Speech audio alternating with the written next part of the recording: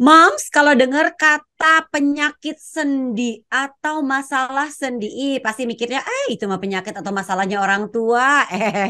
Tapi ingat, tua itu kan pasti ya, Moms. Dan apa benar? Ini memang penyakitnya orang tua aja. Nah, meskipun kita tentunya berharap ya, jangan sampai suatu hari kita mengalami penyakit sendi, tapi nggak ada salahnya loh. Kita waspada sama berbagai masalah persendian yang ada. Karena bagaimanapun juga kan sebenarnya sendi adalah salah satu bagian penting ya dari sistem geraknya manusia. Kita bisa nekukin siku atau lutut, kita membungkuk, kita nengok, jalan sampai nulis, itu kan peran sendi dalam tubuh kita ya. Nah, kalau kita sendinya mengalami gangguan, ini kan juga berarti mengganggu pergerakan tubuh kita ya kan. Nah, kira-kira apa aja sih permasalahan sendi yang sering terjadi dan harus kita waspadai? Yuk, kita ngobrol-ngobrol nih dengan seorang perempuan ya, dokter perempuan yang paling tahu nih ya, tentunya yang tahu banget soal obrolan kita akan kita bahas. Dan katanya nih ya Mams ya, perempuan tuh paling rentan loh mengalami nyeri sendi. Nah, bener nggak sih seperti itu? Yuk kita ngobrol di podcast Mother and Beyond kali ini. Saya akan ngobrol-ngobrol bersama dengan Dokter Putu Mira Indrayanti SPOTK. Ini dokter yang paling paham nih ya, perempuan hebat yang paling paham nih ya. Dokter spesialis bedah ortopedi dan juga traumatologi dari Rumah Sakit Ortopedi Siaga Raya. Jadi kita bisa waspada nih dengan beragam masalah persendian, Mams. Hai Dokter Mira, apa kabar? Halo, halo Mbak Novita, halo Sehat Mom, Dokter Mira? semuanya. Sehat dong? Ini seru nih Gimana kita di sana? Hmm, mau ngebahas soal persendian nih. Kita katanya ini lebih banyak menyerang perempuan hmm, yang lagi terlibat dalam obrolan ini dua orang perempuan. Jadi kan kita kayak kebetulan. pas banget ngobrolinnya ya. Nah, dokter kita harus tahu nih sebelumnya. Mungkin di basicnya dulu, Hmm, balik lagi ke fungsi dari sendi itu tuh apa sih, dokter? Oke, jadi sebelum kita, sama deh kayak orang mau kenalan dulu kan, sebelum tahu gosipin orangnya kan harus tahu dulu ya siapa yang Benar gosipin benar yang benar mana. benar benar benar benar benar benar. Nah, oke, jadi sebelum kita masuk ke ngomongin sendi terlalu dalam, kita bahas dulu sendi itu apa sih sebenarnya. Ya, Jadi ya, ya. sendi itu sebenarnya area pertemuan antara dua tulang. Nah, Hmm, jadi di mana ada tulang sama tulang ketemu, nah, itulah namanya sendi. Nah, sendi hmm. itu sendiri fungsinya dia untuk memungkinkan terjadinya pergerakan. Jadi, satu badan kita nih kalau bisa bergerak yaitu karena eh, adanya sendi Hmm. itu. Oke, oke.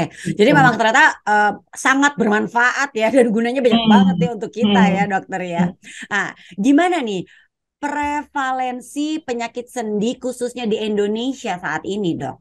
hmm. Jadi kalau penyakit sendi em, luas sekali ya sebenarnya ya Mhm, mhm, masalahnya. Kalau mhm, prevalensinya saya yakin sebenarnya lebih besar sih. Cuman temuan di rumah sakit memang kalau dari catatan yang di Indonesia sendiri, mhm. pasien-pasien di atas usia 45 tahun itu satu dari tujuh pasien yang datang ke rumah sakit itu keluhannya eh, nyeri sendi, mau itu Mhm, sendi mhm, lutut, pinggang atau ya yang lain lah. mhm, Jadi mhm, lumayan mhm, banyak nih sebenarnya Manov. mhm. Iya ya, Dan, dan sebenarnya mm, paling kata-kata yang paling sering kita dengar tuh nyeri sendi itu udah paling sering sebenarnya udah nggak asing lagi ya buat kita mm, sebenarnya Dokter mm, Mira ya. mm, Nah, mm, secara umum apa sih yang menyebabkan seseorang ini mengalami permasalahan persendian ini sendiri, Dok? mm.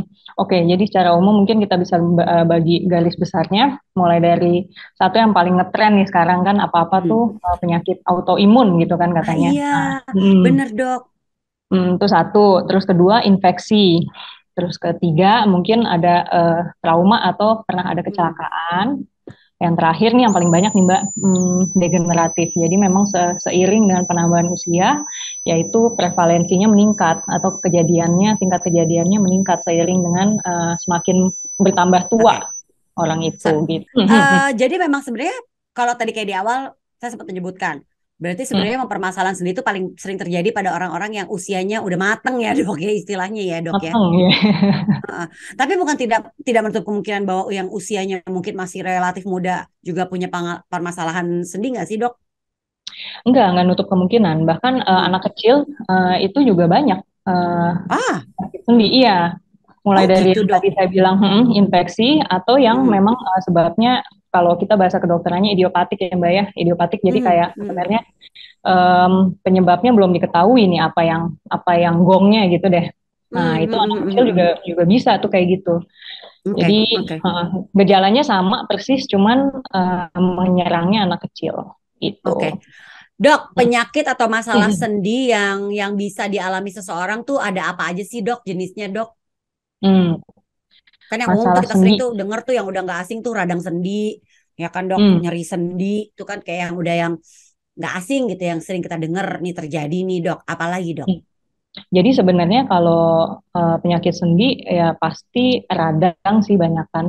Karena Hmm. sebenarnya kalau radang tuh emang udah semuanya sih Mbak. Jadi kalau dia bilang radang, radang tuh Hmm. kumpulan dari gejala mulai dari dia kemerahan, jadi Mhm. bengkak, terus kalau dipegang mungkin teraba hangat, sampai Hmm. ada masalah keluhan untuk digerakkan. Jadi biasanya ya, kalau radang tuh memang tandanya itu merah, Mhm. panas, terus kemerahan, sama Mhm. pasien biasanya mengeluhkan nggak bisa digerakin sendinya karena sakit Hmm. banget, Oke, gitu. oke. Dok, ada istilah yang aku juga pernah dengar gitu ya waktu itu ya lagi Mm-mm. browsing-browsing, ada yang istilahnya bursitis gitu, Dok. Ada lagi pseudogut. Nah, terus ada lagi Kan nih browsingan nih. rem apa ada reumatoid. Nah, itu apa sih, Dok? Dan apakah rematik itu juga masuk di situ, Dok? Hmm, hmm, hmm. Ya, kalau bursitis sebenarnya jadi ibaratnya gini, kita badan kan ada si sendi, sendi itu Hmm, dibungkus sama Em, jadi ibarat kalau kalau ruangan nih, sendi itu hmm, kamarnya tuh Mbak. Nah, di hmm, dalam hmm, sendi itu ada misal tempat tidur, ada orangnya. hmm, Nah, itu tuh hmm, struktur di dalamnya, misal ada si tulang. Kalau si hmm. lutut ada meniskus, ada ligamen. Nah, itu semua di dalam si Oke, kamar itu. Nah, kalau si oke. bursa itu yang di luar si kamar. Jadi dia mencegah friksi Hmm, sih kalau kita bilang, mencegah gesekan-gesekan dengan struktur yang di luar sendi. Jadi struktur di luar sendi itu bisa otot, bisa tendon. hmm, Tendon tuh kayak tali, urat. hmm, Nah, hmm, itu ada bantalan yang isinya air yang ganjel. Jadi supaya kalau kegesek bolak-balik begitu hmm. nggak sakit gitu ya. Nah, itu bursa Oke, namanya. Si bursa itu oke, bisa oke. radang juga, radang atau inflame. Nah, kalau dia radang, Hmm, sebenarnya gejalanya nyaru sih. Jadi nyaru kayak si sendinya yang sakit. Karena kan hmm, memang posisinya dia ada di persis di luar sendi untuk cover hmm. struktur di atasnya kan. Kalau Ya, rematik atau rheumatoid, mungkin kita awam, kalau orang awam kan bilang rematik mandi malam ngaruh nggak sih iya gitu-gitu. dok, iya. Ya. Yang mana sebenarnya nggak ngaruh, tapi kalau mandinya pakai air dingin, bikin ngilu sih emang. Sama kayak kalau kita lagi ada Hmm, di suhu dingin, tapi secara langsung nggak ngaruh sama penyakitnya sendiri. Itu lebih ke hmm. perasaannya sih. Jadi kan mungkin nyaruh kali ya Mbak ya.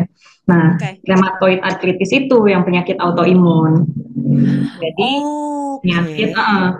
penyakit yang sebenarnya si gimana ya ngomongnya. Jadi kita badan kan punya perlindungan terhadap kuman yang Heeh. masuk dari luar ke Heeh. badan kita. Nah, Ya. kalau pada orang-orang dengan penyakit autoimun, tentaranya tuh ngelawan badan kita sendiri. Jadi bukan yang ngejagain Hmm. dari dalam keluar, dia nyerang tubuh kita Mm-mm. sendiri.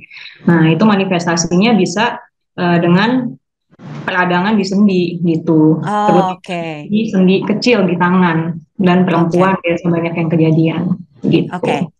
Nah, Hmm. kita balik lagi ke soal radang sendi. Karena tadi dokter juga sudah menyinggung, ternyata memang paling paling sering terjadi ya umumnya tuh radang sendi tuh kayak banyak banget nih penderitanya. Nah, Hmm. tadi juga sebenarnya sudah dijelaskan juga penyebab radang sendi. Tapi jadi pengen tahu nih dok, usia yang paling rentan mengalaminya tuh usia berapa ya dok ya? Oke, kalau usia sih sebenarnya bisa siapa aja, termasuk yang tadi kan anak Hmm, kecil juga ya, bisa ya, ya, kena ya. kan.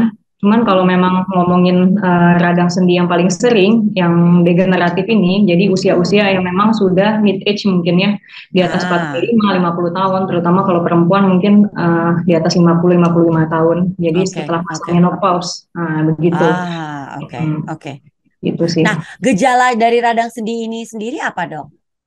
Oke, gejalanya kalau radang tuh mulai dari yang tadi saya sebutin. Misal kalau yang ekstrim, pasti pertama nyeri deh. Nyeri, Hmm. dia nggak mau gerakin sendi karena memang nyeri. Jadi kalau radang, nyeri, terus ada kemerahan di daerah sendinya, habis itu bengkak. Nah, sampai kalau misal dipencet, ya nggak usah dipencet aja sakit ya, apalagi Hmm, dipencet ya. hmm, hmm, hmm, hmm, hmm. Terutama keluhannya ya nyeri sih, nyeri dan nggak mau gerak karena sakit Oke, gitu. oke.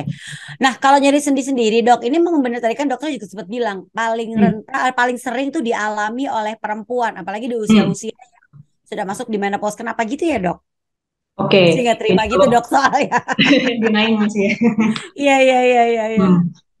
Oke, jadi kalau perempuan itu kan ada curang ya emang ya kalau cewek ya. Cewek bisa menopause, yang cowok nggak bisa Iya, menopause gitu. Nah, betul. jadi kalau perempuan tuh punya hormon estrogen. Hormon estrogennya itu kalau masa reproduksi, jadi saat masih bisa menstruasi atau masih bisa hamil deh ibaratnya, masa produksi itu kadarnya tinggi dia. Hitungan misal tinggi saat ovulasi atau pas turun, tapi cycle-nya kayak gitu kisaran 30 sampai 400 piko. Nah, kalau setelah menopause itu kadar terjun bebas tuh Mbak No. Jadi Hmm. terjun bebas sampai mencapai level di bawah 50. Nah, hormon estrogen ini gunanya dia sebagai pelindung, pelindung sendi, pelindung Hmm. kulit, pelindung otot. Jadi otot di apa namanya muscle mass-nya tuh di maintain sama Hmm. estrogen salah satunya. Terus Hmm. lubrikasi juga itu makanya kalau udah menopause mungkin kulit jadi kusam kalau perempuan Oke, kan. oke. Terus Iya, iya, iya. udah mulai deh sendinya sakit-sakit. Itu salah Iya. satunya karena estrogennya terjun bebas kadarnya gitu. Oke, baik. Dok, Hmm. ini selain saya yang akan bertanya, ada juga moms nih dari WhatsApp grup kita nih, dari komunitas Fertility Oke. and Beyond yang ingin bertanya, apakah penderita osteoartritis harus selalu Nah, disuntik pelumas atau bisa mengkonsumsi suplemen yang mengandung pelumas? hmm. Nah, gimana tuh dok? Silakan dijawab dok. Oke, jadi kalau kembali lagi kalau yang namanya osteoartritis atau radang sendi itu em, sakitnya sebenarnya ini kadang agak salah persepsi sih kalau saya bilang sih. Jadi orang mikirnya kan olinya habis gitu. Nah Iya, sebenarnya iya, iya dok. olinya nggak habis. Jadi yang masalah itu radang di seluruh struktur sendi. Yang tadi saya bilang di kamar. Nah ibaratnya Hmm, kamarnya tuh strukturnya rusak. Nah, jadi olinya tetap ada, cuman karena hmm, itu dipakai setiap hari, jadi struktur yang di situ yang rusak, kayak ibaratnya dihajar terus itu loh Mbak. Mau disuntik pelumas kayak gimana pun, kalau dia grade-nya masih ringan, jadi ada grade 1 sampai 4, kalau dia masih hmm. ringan deh, ringan sedang, mungkin itu ada efeknya. Karena itu fungsinya sebagai, biasanya yang disuntik pelumas itu fungsinya seperti cairan sendi. Nah, tapi Hmm. kalau grade-nya udah tinggi, mau disuntik kayak gimana pun seminggu sekali, ya nggak ada efeknya karena memang bukan olinya yang masalah. Hmm. Jadi salah kaprahnya mungkin di situ kali ya. Oke, Gitu. oke. Baik. Dok, tadi sudah dijelaskan juga soal rematik, ya kan? Hmm, Ada lagi nih hmm, asam urat. Asam urat itu juga masuk hmm, permasalahan hmm. sendi nggak sih, Dok? Hmm. Jadi kalau asam urat itu benar kena sendi. Nah, cuman ini berkaitan sama apa yang kita makan. Apa yang kita Nah, makan maksudnya sama diet. Jadi terutama makanan dari sel-sel berinti, misal jeroan tuh, aduh enak banget ya makan bumbu aduh enak pakai sate jeroan. banget. Jeroan, terus yang suka minum alkohol. Nah, terus Hmm, kalau melinjo sayuran hijau sih sebenarnya ya bisa, tapi lebih serem efek jeroan ini sih. Jadi hmm, kalau asam urat itu hmm, dia kalau yang rematik dan teman-temannya ini kan lebih ke pengapuran kan efeknya. Kalau ini lebih ke hmm, deposit, deposit kristal. Jadi di dalam hmm, sendinya sama sensasinya, tapi dia hmm, biasanya ada benjolan tuh Mbak. Benjolan yang bisa kita hmm. raba yang beda Iya, sebenarnya iya, iya. sama radang sendi gitu. Iya, itu jadi bedanya sama rematik juga ya, Dok ya? Betul. Sama tempat-tempatnya Oke, memang beda oke. kalau si asam urat. Ya, ya, ya, Hmm. ya, benar. Kalau rematik di mana aja, Dok? Biasanya posisinya? Kalau rematik tuh biasa nyebelinnya ibu-ibu. Jadi ibu-ibu udah 50-an tuh biasa terus di tangan, Dok, tangan saya susah kaku biasanya dia. Terus mulai deh kalau yang kalau yang parah tuh tangannya jadi mencong, miring. Kalau kalau pernah Hmm, ngelihat mungkin yang tangannya benjol-benjol sininya nih, jari-jari iya, luasnya. iya. Mostly di tangan sih Mbak kalau rematik. Nah, kalau asam urat Oke. di apa di jempol kaki. Iya, iya paling sering di kaki. Jadi dari posisi juga dari letaknya juga udah berbeda tuh ya tadi dok ya. Ya, Dan penyebabnya pun juga berbeda. Nah dokter betul. jadi sudah menyinggung juga tadi sudah dibahas bahwa emang nggak cuman ini bukan cuma penyakitnya orang-orang yang sudah matang gitu ya, bukan cuma orang dewasa aja atau lansia, tapi anak-anak juga Hmm. bisa mengalami. Nah Hmm. penyebabnya apa? Mungkin kita bisa membahas lagi nih dok lebih dalam Ah, penyebabnya dan kenapa bisa terjadi nih dok. Oke, kalau Faktor anak-anak keturunan itu mungkin nggak sih dok? enggak, kalau keturunan yang anak-anak itu enggak. Oke. Nyebelinnya penyebabnya memang idiopatik sih. Cuman Hmm. mungkin yang concern orang tua adalah ternyata ada juga loh rematik di anak-anak. Bukan rematik sih, ternyata ada juga loh radang sendi yang kena ke anak-anak. Jadi maksudnya Hmm. em, bukan berarti terus anaknya kalau ngeluh nggak mau gerak terus jadi dimarahin atau dianggap bohong-bohongan, tapi Iya, bisa iya, ada iya. alternatif pikiran radang sendi juga bisa kena ke anak-anak. Mungkin itu kali yang jadi take home message-nya Mbak ya. Hmm. Em, supaya ngebawa berobatnya ya benar ke dokter untuk kita ronsen Hmm. Oke, atau di-treat lebih lanjut. Yang sebenarnya pengobatannya simple aja sih, kasih aja anti radang, baikan dia gitu. oke, oke. Hmm, Nah, untuk menangani berbagai permasalahan sendi yang sudah kita tadi bahas, dok, kan hmm, kita juga tahu ya, hmm, dok, hmm, kalau kayak rematik gitu, banyak banget orang hmm. juga mengkonsumsi obat-obat yang dijual bebas. Sebenarnya penanganannya tuh harusnya seperti apa sih, dok, dari permasalahan-permasalahan sendi yang tadi kita sebutkan dan sering terjadi nih pada pada moms maupun dads dan juga pada anak-anak nih, dok. Oke, kalau untuk radang sendi, karena ngomongin yang paling sering degeneratif ya, mungkin maintain berat badan sih, karena kita ngomongin Ah, sendi yang nopang berat badan. Nah, itu kalau osteoartritis tadi berkaitan banget sama sendi-sendi besar yang nopang berat badan. Jadi kalau orangnya gendut, ya udah itu cepet hmm, banget aus. Itu satu. Terus kedua, untuk hmm, pasien-pasien yang suka hmm, kayak beli obat di luaran, mungkin enak kali ya, karena ya abis diminum ya enak gitu. Cuman hmm, efek long termnya akhirnya karena semua obat antiinflamasi biasanya mengiritasi lambung dan eh, pembuangannya ke ginjal. Jadi hmm. ini yang suka suka efeknya, dok, saya lambungnya jadi sering perih karena saya habis minum eh, obat. Kalau minum obat Hmm. ini lambungnya perih, itu loh maksudnya. Jadi Hmm. sebaiknya sih memang berobat dan dikasih obat sama yang berkompeten itu. Meskipun Ya, ya, efeknya ya. orang minum obat ini enak juga gitu. Oke. Jadi emang dalam arti kata kalau punya permasalahan sendi tuh emang harus dituntasin ya, Dok ya pengobatannya ya. Hmm, Dan diobati dengan betul. benar ya. Mungkin Mm-mm. kayak obat-obat yang over the counter ini hanya kayak ya mungkin Iya, mungkin sesaat aja tapi memang tetap emergensi. harus diberesin gitu istilahnya ya, Mm-mm. Dok ya. Dicari penyebabnya, betul sekali Mbak Novita. Betul. Nah, sebagai penutup nih dok, sebenarnya masalah Mm. persendian ini bisa dicegah nggak sih? Ini gimana nih Mm. cara kita nih menjaga kesehatan sendi kita nih supaya Mm. kita terhindar dari permasalahan sendi? Karena kayaknya kesana ala sepele ya udahlah ya, toh nanti juga kalau itu ya mungkin kita tinggal minum obat gampang atau nggak ya udahlah ya kan mungkin kalau udah nanti udah tua nggak udah nggak terlalu banyak gerak juga udah nggak terlalu aktif. Tapi kan nggak kepengen seperti itu juga ya dok, ya kan? Betul. Oke, jadi seperti yang Mbak Novita bilang, satu penyebabnya memang harus dicari, meskipun minum obat-obat bebas itu ngurangin gejala. Terus yang kedua, stay active kalau saya bilang. Gimana caranya supaya kita nggak bergantung sama tulang dan sendi aja, jadi menciptakan lingkungan yang baik untuk sendinya hidup. Jadi mau nggak mau memang harus olahraga dan stay active, Mbak. Jadi yang susah sekarang karena orang lebih enakan mager ya, mager Iya. main HP. Sedentary lifestyle itu ngebunuh banget sih. Makanya banyak banget nih yang penyakit-penyakit radang sendi pada usia muda sekarang. Jadi pesan saya mungkin sejatinya memang um, badan kita diciptakan otot, tulang, sendi itu sebagai anggota gerak, jadi ya gerak aja gitu sih.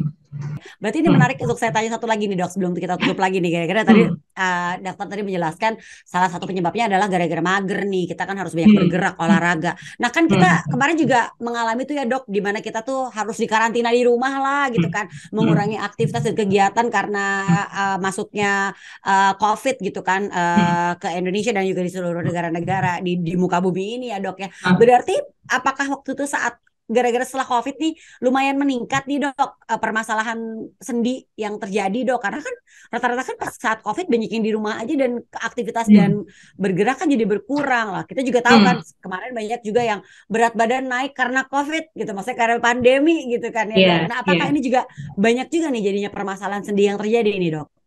Banyak, kalau dibilang banyak, tapi ada dua geng nih Mbak Ah. menariknya. Jadi ada Oh geng gitu. yang parno, geng yang parno gimana supaya kita nggak ketularan. Jadi over exercise dia di rumah tuh kan musim banget tuh YouTube channel Oh iya, itu latihan juga di bisa tuh rumah. menjadi permasalahan ya dok. Ya, yang kedua yang geng mager yang apa-apa takut. Nah, gitu. Jadi kalau dibilang banyak apa enggak Oh. nih kejadian yang timbul akibat COVID yang mager-mager ini banyak. Banyak sih. Mm-mm. Sama yang over tadi ya dok ya, over exercise itu juga ternyata bisa menjadi Itu masalah juga ya dok ya. betul, overuse biasanya kejadiannya jadinya. Jadi emang Iya gimana sih emang. maintain di tengah-tengah yang susah. Iya benar sih. Emang sebenarnya kesimpulannya nggak boleh lebih sih dok, nggak boleh berlebih ya, nggak boleh Ya, berlebih magernya, nggak boleh hmm, berlebih juga nih overtrain gitu geraknya kan. ya. Ternyata ada efeknya juga dari overtrain Mm-mm. itu.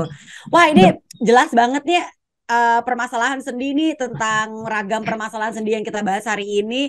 Jadi hmm, tahu dan kita juga jadi tahu apa saja permasalahan sendi yang sering terjadi dan bagaimana cara kita mengatasinya dan juga cara untuk mengantisipasi supaya kita nggak kena nih permasalahan sendi ini, atau mm-mm. paling tidak kita bisa terhindar lah dari permasalahan sendi. Terima kasih Hmm, banyak atas obrolannya Dokter Putu sama-sama. Mira Indrayanti SPOTK, dokter spesialis bedah ortopedi dan traumatologi dari Rumah Sakit Ortopedi Siaga Raya. Terima kasih ya Baik, dokter atas penjelasannya, kita jadi sama-sama. paham dan jadi kita bisa emang jadi penyemangat untuk hidup lebih sehat lagi dan banyak olahraga, tapi nggak kelebihan olahraganya ya dok ya. Betul sekali, Mbak. Terima kasih dokter dan Terima juga kasih, Mbak Novita.